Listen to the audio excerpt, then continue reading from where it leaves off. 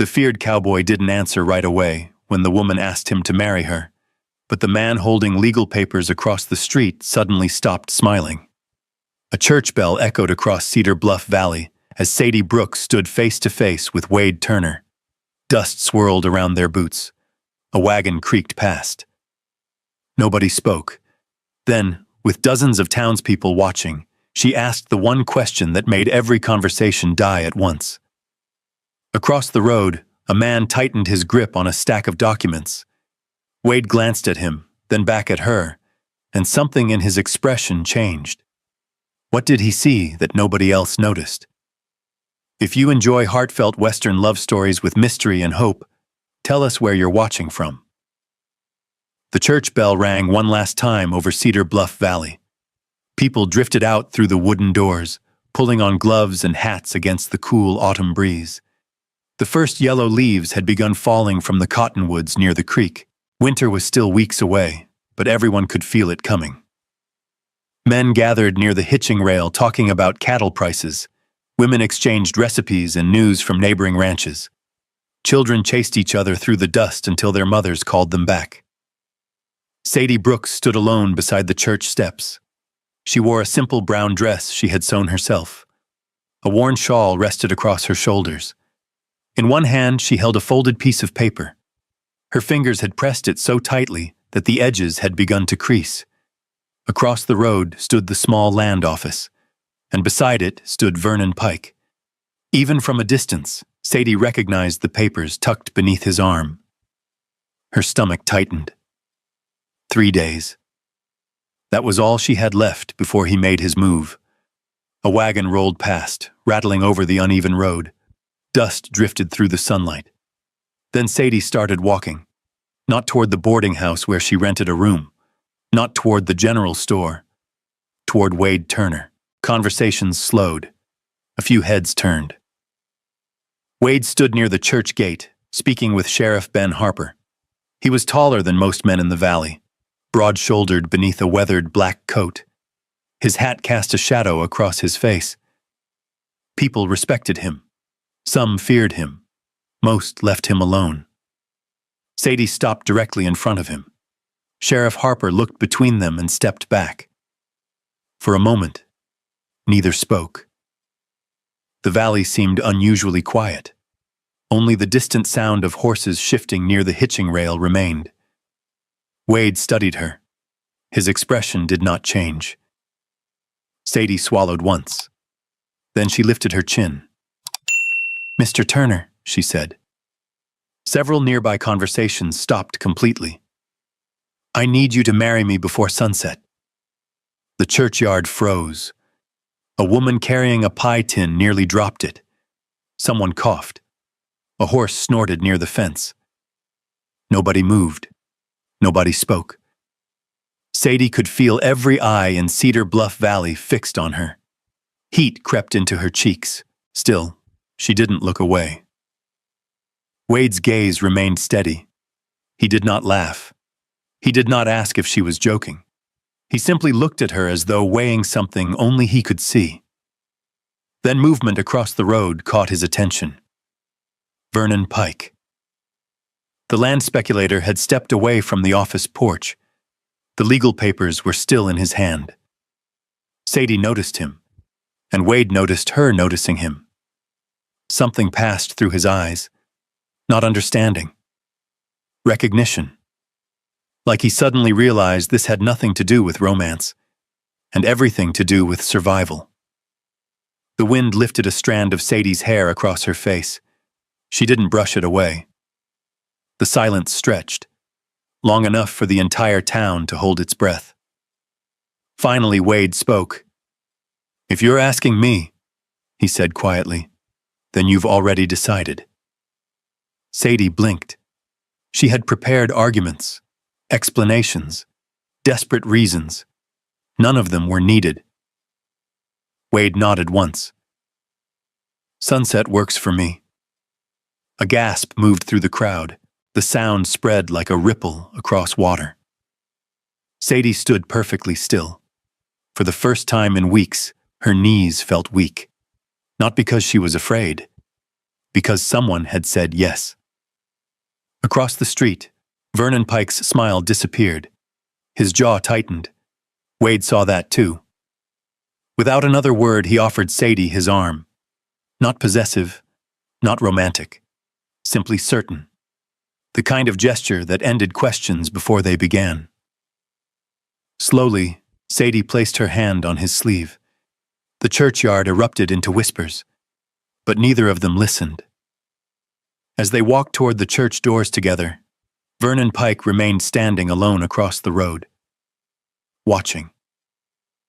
And for the first time, Sadie wondered whether agreeing to marry Wade Turner might save her land, or bring a different kind of trouble straight to Iron Creek Ranch.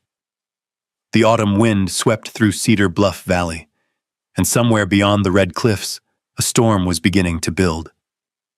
The wedding itself took less than 10 minutes. Pastor Collins stood beneath the church porch lamp as daylight faded into evening. A handful of witnesses remained. Most stayed because they were curious. Others stayed because they could hardly believe what they had seen. Wade Turner answered every question in a calm voice. Sadie Brooks answered hers just as quietly. No flowers, no celebration, no music. When it was done, the pastor closed his Bible and offered a polite smile neither of them quite knew how to return.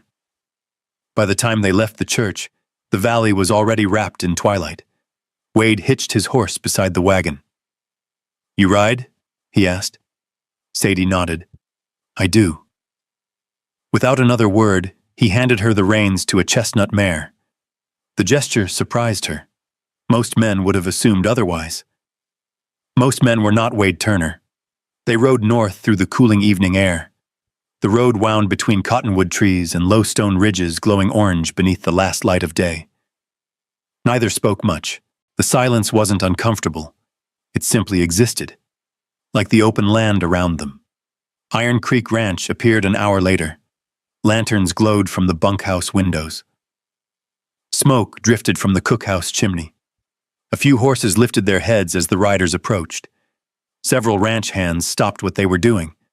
One of them nearly dropped a bucket. "Well," somebody muttered, "I'll be damned." Wade dismounted first. "This is Sadie," he said. That was all. No explanation, no speech. Then he turned toward the main house.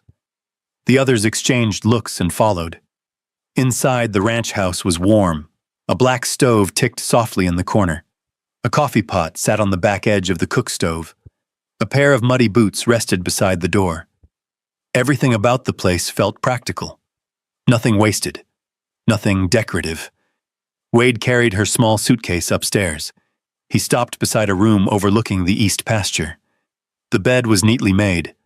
A pitcher of water sat on a washstand. The curtains were simple but clean. "You'll have your own room," he said. Then he placed a small brass key in her palm. Door locks from both sides. Sadie stared at the key. For a moment she forgot what to say. "Thank you." Wade nodded once, then left. No lingering, no expectations, only respect. The door clicked softly behind him. Sadie sat on the edge of the bed and listened to the sounds of the ranch settling for the night.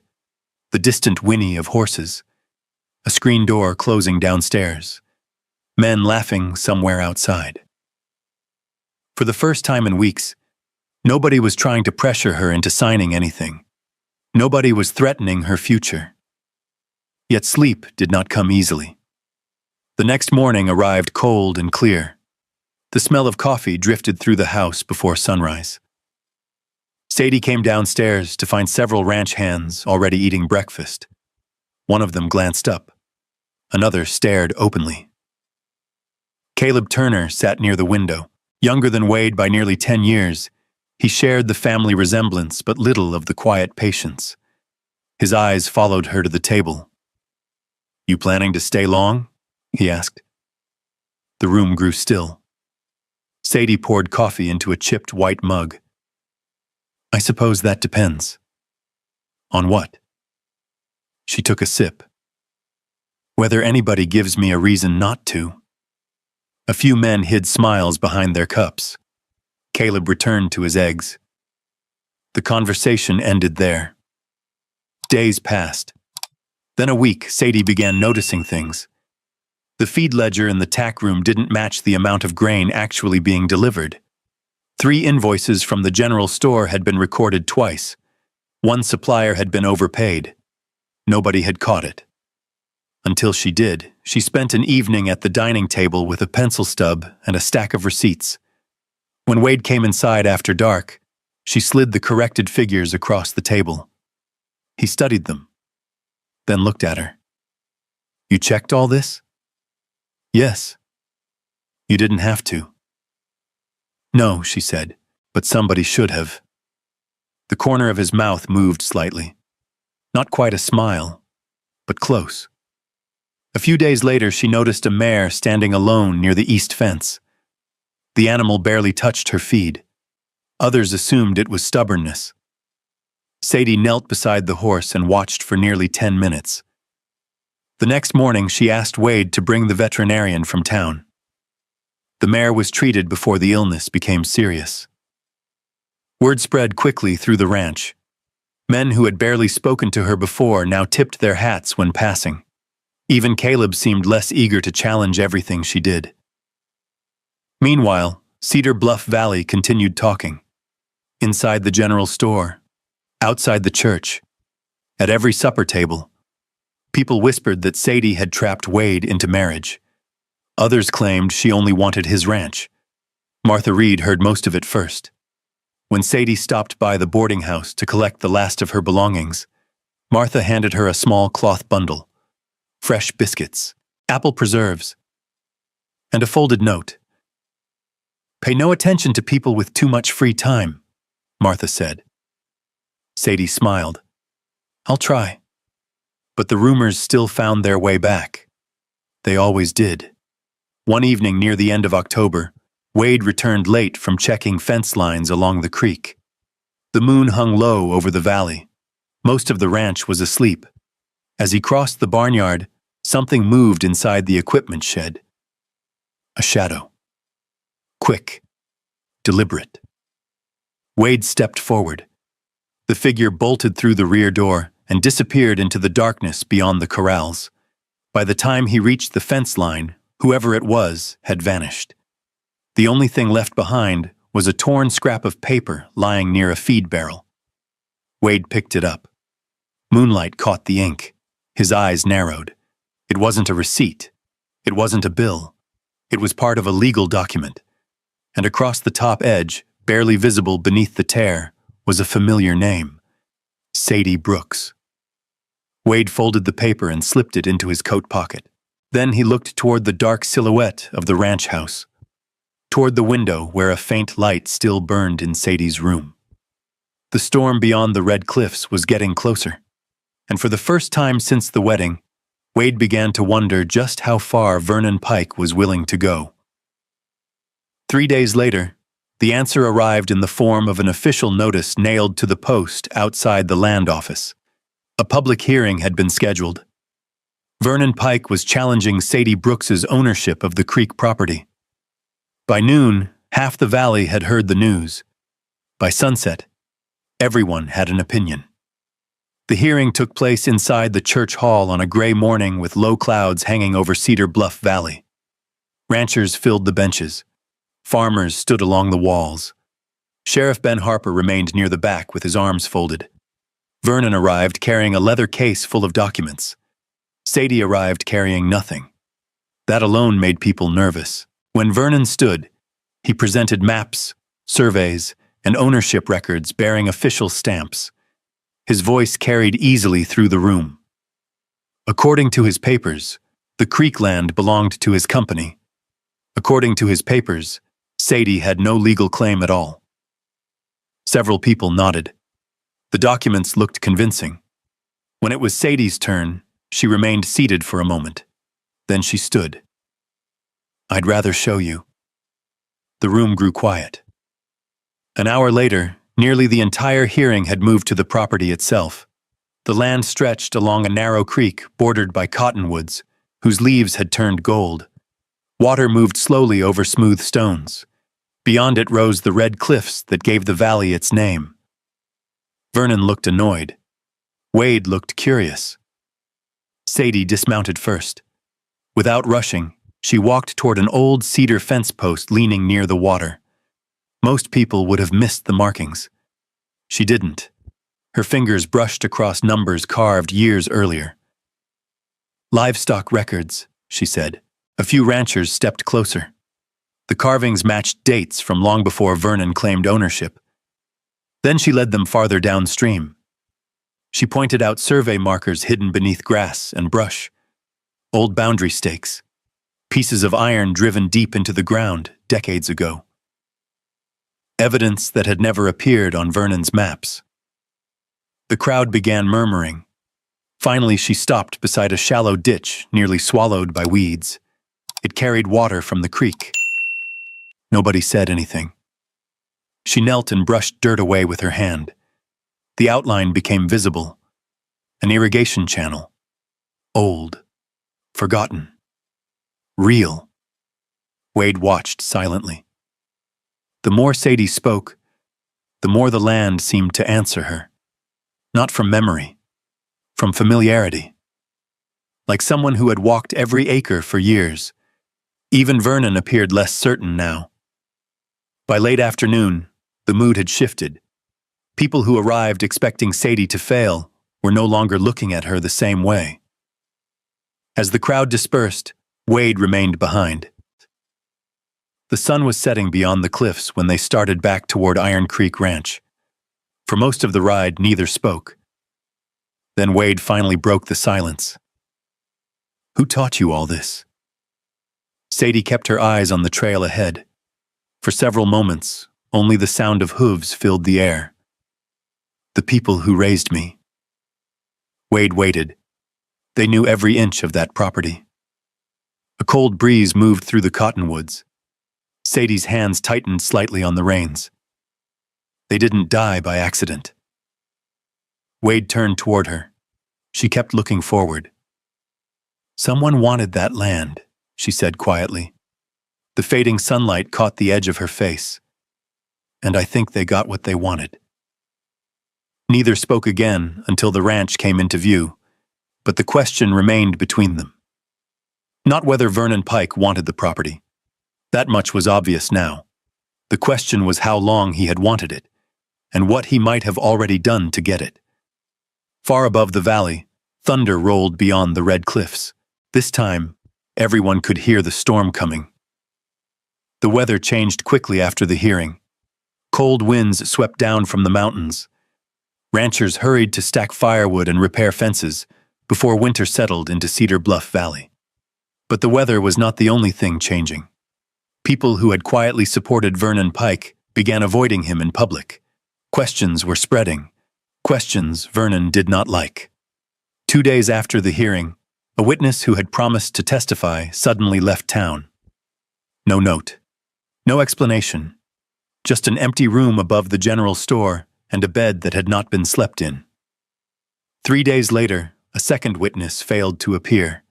Sheriff Ben Harper sat at his desk long after sunset, staring at a list of names.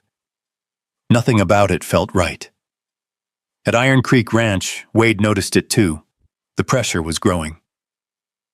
One evening, Caleb rode in from town with a worried look on his face. He dropped his gloves onto the kitchen table. "Records are disappearing." Wade looked up from his coffee. "What records?" "Property records, survey notes, old filings." Sadie stopped writing in the account book. The room became quiet. Outside, wind rattled the porch screen. The next week brought more trouble. Just after midnight, shouting erupted from the bunkhouse yard. Wade was already pulling on his boots when he heard it. A lantern had been knocked over inside one of the storage buildings. Smoke curled into the night sky. Men rushed with buckets from the water trough. The fire was contained before it spread far. By sunrise, only a blackened corner of the structure remained damaged. Caleb sat on an overturned crate with soot on his shirt sleeve. He looked exhausted. Another few minutes and we'd have lost the whole building. Nobody said it aloud, but everyone was thinking the same thing. This was no accident. Sheriff Harper arrived before noon. He walked through the damaged building slowly. Then he stood staring toward the road leading back to town. His face remained unreadable. That evening, Sadie sat alone in her room. A lamp burned beside the bed. Her suitcase rested open on the blanket. A few dresses were folded inside. The brass room key lay beside them. She paused while packing. The ranch house felt unusually quiet. Below her, she could hear Wade moving around the kitchen. A chair scraped softly across the floor. A coffee cup touched wood. Simple sounds. The sounds of a place that had become familiar, that made leaving harder. A knock came at the door. Before she could answer, it opened. Wade stood there. His eyes moved from the suitcase to the folded clothes. For a long moment, he said nothing. Neither did she. The silence stretched. Finally, Sadie looked away. This keeps getting worse. Wade remained in the doorway. No. It does. People are getting dragged into something that belongs to me. Wade stepped inside. It belongs to Vernon. Sadie closed the suitcase. I'm not staying long enough to find out who gets hurt next. She reached for the handle. Wade reached it first. Not aggressively, not forcefully, simply faster. He lifted the suitcase from the bed, walked across the room, and placed it back beside the wardrobe. Then he turned. For the first time since she had known him, there was something sharp in his voice. If trouble wants you, he said, it'll have to come through me first. The room fell silent. Rain tapped against the window. Sadie stared at him. Wade rarely said more than necessary. Maybe that was why the words landed so hard. He looked away first, as if he had already said more than he intended. Hours later, the storm arrived. Heavy rain swept across the valley. Thunder rattled the windows. Near midnight, a wagon rolled into the ranch yard. Its lantern swayed through the darkness. Wade opened the door before the driver could knock. An elderly preacher stepped down from the wagon. His coat was soaked from the journey. In his arms, he carried an old Bible wrapped carefully in oilcloth. Pastor Collins, the same pastor who had married them. I should have brought this sooner, he said. Everyone gathered around the dining table. Rain drummed steadily against the roof. The pastor unwrapped the Bible. The leather cover was cracked with age. Inside, several folded documents had been hidden between the pages. Original deeds, transfer records, witness signatures, survey confirmations, paper after paper, each one tied directly to the Creek property, each one proving ownership, each one destroying Vernon's claims. The room grew quieter with every page. Sadie's hands trembled slightly as she touched the familiar handwriting of the couple who had raised her. Pastor Collins adjusted his glasses. There is more. From the final pages, he removed another document, one bearing a signature nobody expected. Vernon Pike. Years earlier. Connected to land transactions that should never have happened. Sheriff Harper studied the page, then another, then another. The lines in his face deepened. Outside, thunder rolled across Cedar Bluff Valley. Inside, nobody spoke, because everyone understood the same thing. The truth had finally arrived, and once it reached the church hall, nothing in the valley would ever be the same again. The storm had passed by morning. Rainwater still clung to the fence rails around Iron Creek Ranch. The sky was clear again, bright and cold, with fresh snow visible high on the distant peaks. Wade left before sunrise. Sheriff Ben Harper rode with him. Pastor Collins carried the Bible wrapped carefully beneath his coat. By noon, nearly every rancher in Cedar Bluff Valley had gathered inside the church hall. The room felt different this time. No gossip, no laughter, only waiting. Vernon Pike sat near the front with his attorney. He looked confident at first. Then Pastor Collins placed the old Bible on the table. The confidence began to fade. One document followed another. Original deeds, witness signatures, transfer records, survey confirmations, paper after paper connecting the Creek property to the couple who had raised Sadie. Paper after paper proving the ownership had passed legally to her. The room remained silent. Then Sheriff Harper presented additional records. Several carried Vernon's signature. Others showed transactions that should never have happened. A rancher from the South Valley stood. Then another. Then a third. Each had a story. Each had questions. Each suddenly realized they had lost land under circumstances that no longer looked honest. For the first time all morning, Vernon spoke less than everyone else. By late afternoon, the outcome was clear. The challenge against Sadie's property was dismissed. The Creek land belonged to her. It always had. Sheriff Harper stepped forward. No dramatic speech. No grand announcement. Only a quiet statement that further investigation would follow. Vernon Pike stood slowly. For a brief moment, he looked across the room toward Sadie. Then he lowered his eyes. The valley had already made its judgment. Outside, people lingered beneath the cottonwoods. Some offered handshakes. Others offered apologies. A few simply tipped their hats. Sadie accepted each gesture politely, but she seemed distracted. Wade noticed. That evening they returned to Iron Creek Ranch. The house felt unusually peaceful. Caleb cooked supper. Nobody spoke much. For the first time in months, there was nothing left to fight. The following days passed quietly. Life returned to ordinary things: feed deliveries, fence repairs, ledger books, coffee before sunrise. The first hard frost of the season silvered the pasture grass. One afternoon, Sadie rode out to the Creek property alone. She spent hours there, walking the boundary lines, touching old fence posts, listening to the water move over stone. By sunset, she had made a decision. 3 days later, she found Wade repairing a gate near the north pasture. The air smelled faintly of wood smoke. A flock of birds crossed the pale autumn sky. Sadie stopped beside him. Wade set down his hammer. She removed the wedding ring from her finger. His eyes dropped to it immediately.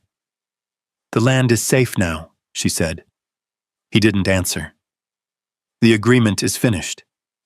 The wind moved through the dry grass. "You are free." For several seconds, neither moved. Then Wade reached out. Sadie expected him to take the ring. Instead, he closed her hand around it. Her breath caught. "Wade." He shook his head. "I knew you were scared that day." She looked at him quietly. "I knew somebody had cornered you." His gaze drifted toward the distant valley. "You walked across an entire town and asked the one man nobody else would." A faint smile touched his face. "That took more courage than most people ever have." Sadie looked down. The ring remained in her palm.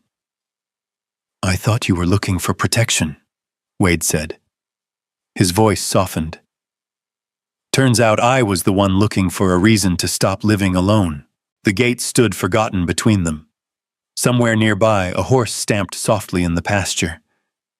Sadie blinked several times, then laughed once through a shaky breath. Not because anything was funny, because she suddenly didn't know what else to do. Wade gently took the ring, then placed it back on her finger. Not as a contract, not as an obligation, not as a rescue, as a choice.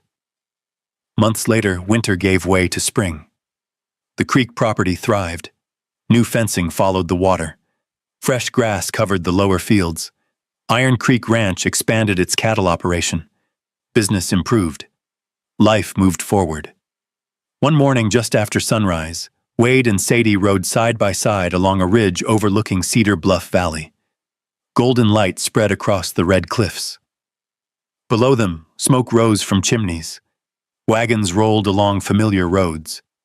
The same town that had whispered about them months earlier now greeted them with raised hats and friendly waves. Sadie looked out across the valley she had fought so hard to keep. Wade looked at her, neither said much. They didn't need to. The answer everyone had wondered about from the beginning was finally clear. People thought Sadie had asked Wade Turner for a husband. What she had really asked for was a chance to keep her future alive. And in helping her save it, Wade had quietly found his own. The valley stretched before them beneath the morning sun. And this time, neither of them had anywhere else they wanted to be. Maybe that's the part of the story that stays with you, not the hearing, not the missing documents, not even the moment Sadie walked across a crowded churchyard and asked the most feared man in the valley to marry her. Maybe it's what came after. The quiet mornings, the trust that took time, the choice to stay when it would have been easier to leave. If you place yourself in Sadie's boots for a moment, you can almost feel it. The weight of wondering whether anyone will stand beside you when everything you've worked for is slipping away. Or maybe you see yourself in Wade, carrying old losses so long that you've stopped expecting life to surprise you with something good. What I love about this story is that neither of them found exactly what they were looking for. Sadie thought she was searching for protection. Wade thought he had made peace with being alone. Instead, they found something neither could have planned: a place to belong.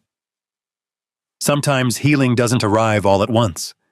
Sometimes it looks like a shared sunrise, a hand that stays, or a person who quietly reminds you that your future is still worth fighting for.